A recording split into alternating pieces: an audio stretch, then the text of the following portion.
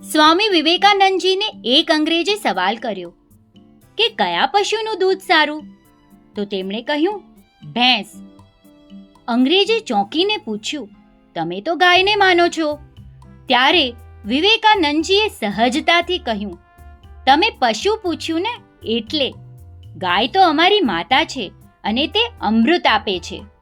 આવી અમૃત તુલ્ય દૂધ આપનારી ગાય માતાની સેવામાં જેમણે છેલ્લા 25 વર્ષથી તન મન ધન સમર્પિત કર્યા તેવા ગામ ગાગોદરના હાલે ઘાટકોપર નિવાસી સુરેશ ગેલાભાઈ ગડા 3 વિશિષ્ટ કાર્યોમાં તેઓ કાર્યરત છે: ગ્રાસ પ્લાન્ટેશન, ટ્રી પ્લાન્ટેશન અને તળાવ બનાવવા.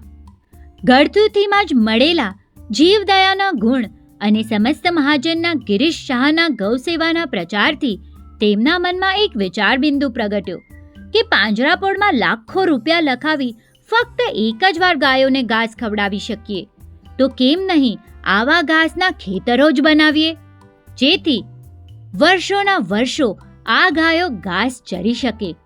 કેટલો ઉમદા વિચાર! 2001થી ગ્રાસ પ્લાન્ટેશન એટલે કે ગામણ ઘાસ ગાયોનું ખાદ્ય ઘાસ. કચ્છ વાગડના વિવિધ ગામો જેમ કે ગાણીતર, ગાગોદર, સામખિયારી, ખારોઈ, કુડા, સુથરી, બંધણી, નેર, નારણસરી જેવા ગામોની સાર્વજનિક જમીનમાં રાજસ્થાનથી બિયારણ ખરીદીને પોતે જઈ વાવેતર કરે છે.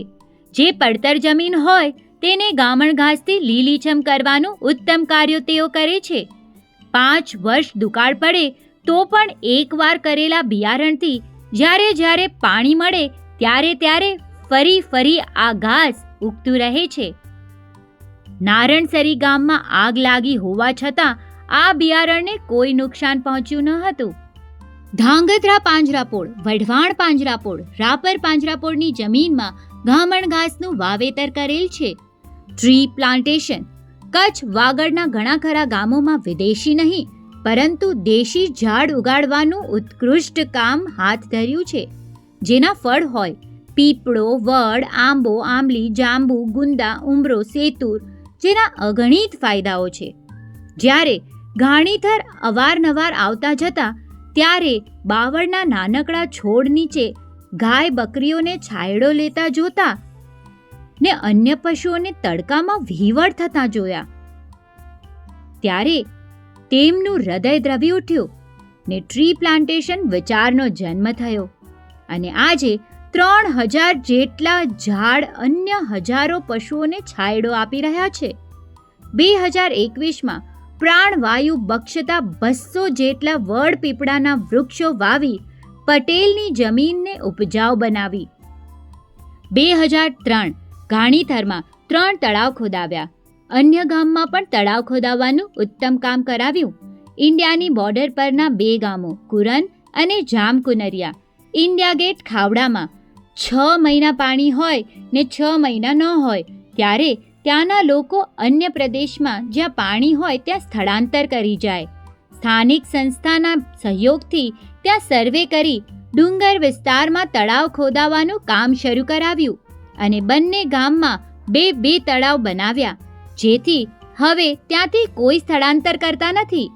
આ સિવાય ગાય અને બળદને ગાગોદર અને ગાણીથરના ખેડૂતોને ત્યાં સ્થાપિત કરવાનું ઉત્તમ કાર્ય કર્યું. પશુઓની પ્રેગ્નન્સી દરમિયાન કિટ પણ આપતા. 35 જેટલી ગાયો અને બળદો તેમણે સ્વખર્ચે સ્થાપિત કરાવ્યા.